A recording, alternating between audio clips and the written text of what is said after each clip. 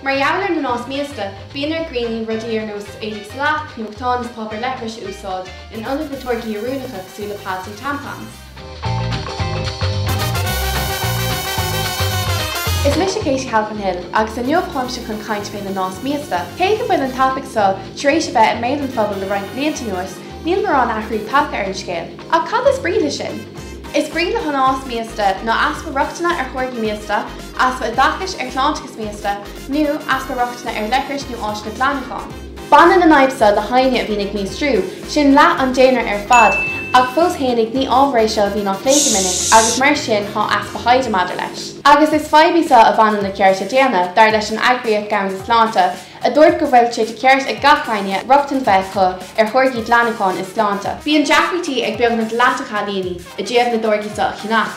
Meastar go mbíonn costas €2.8 ar chuirgí míostra in áig na bliana, sin €8,100 don haon míostrathe ar fad.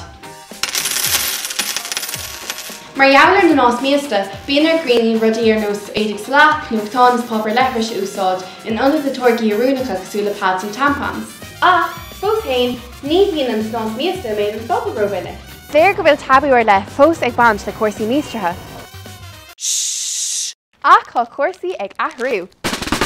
Tá gábhéile fé bhrád na reachtas fé láthair, ceann multa ag an lochdaibhre agus ceann eile ag an rialtas. Leachtar le haon ceann den spilí son, begar na rialtas na torgaí tábhachtasa ar nós pads agus tampons, a chur ar fád an phobal go sé an aisce. Agus, ní chomháin sa dlí a thug cursaí ag athrú. Tá míonn an phobal ag athrú chomh.